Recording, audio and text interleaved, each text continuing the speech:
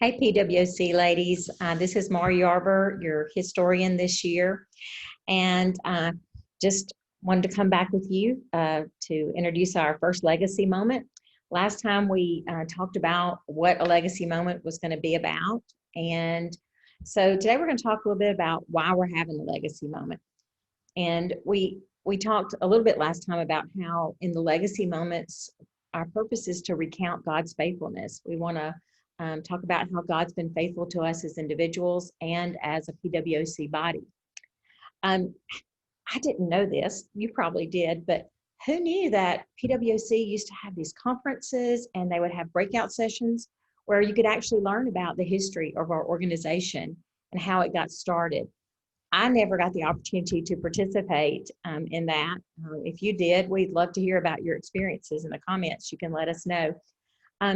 But I was just thinking about how it only takes one generation of not being told a story and teaching the history of something for us to lose why we do something.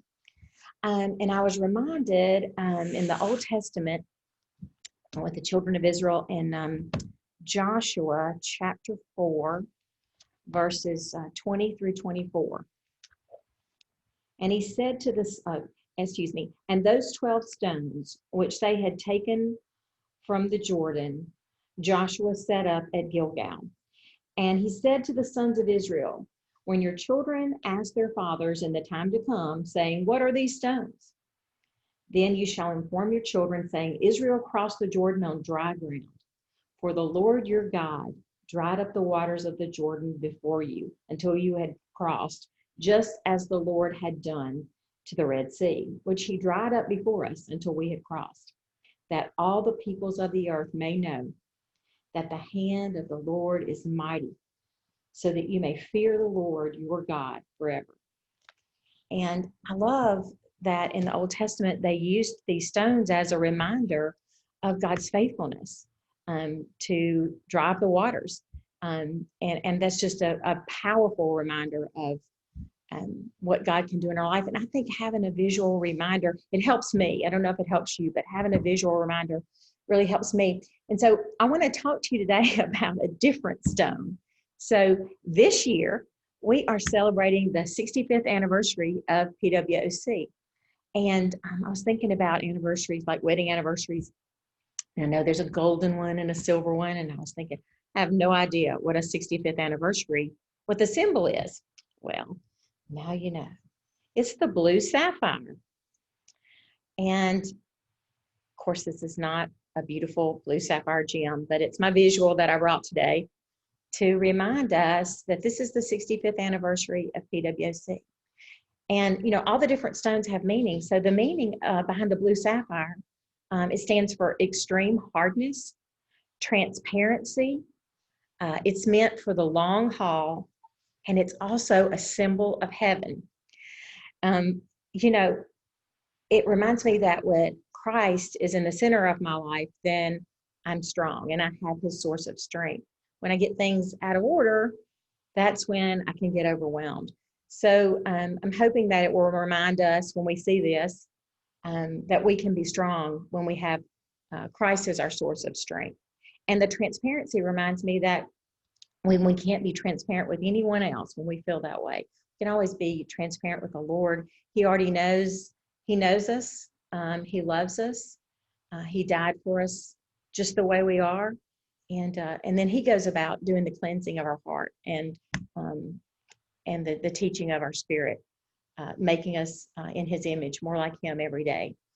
And also, I think as believers, when we're transparent one with another, I think our ministry to each other is more effective when we can be authentic with each other and lift each other up when we're going through the good and the bad times.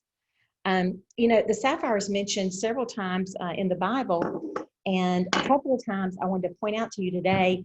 You can look it up when you get an opportunity. So in Exodus 28:18, we see that the sapphire was a gem that was put on the priestly garments that were made for the priest in the Old Testament. And in Revelation 21, verses 10 and 19, so John saw the holy city Jerusalem coming out of heaven from God, And the foundations of that city, the second stone that's mentioned is, yep, it's a sapphire. It's a sapphire.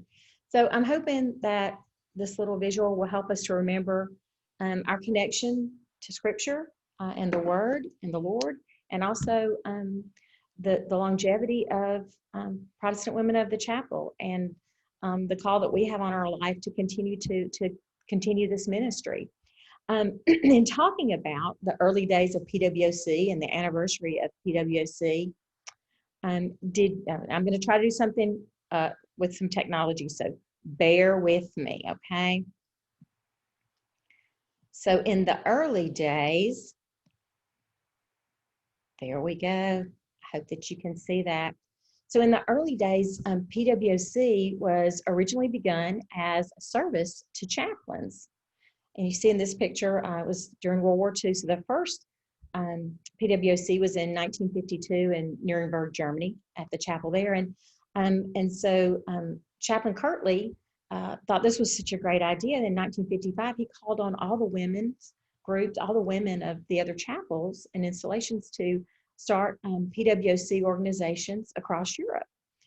And so we mark the 1955 year as our beginning of PWOC, and hence we have our 65th Sapphire anniversary. So this year we're going to be ladies learning the legacy of PWOC, but we're not going to stop there, because we, as your PWOC board, we want to know, what does the legacy of PWOC mean to you? And to do that, I'm going to need some of your help.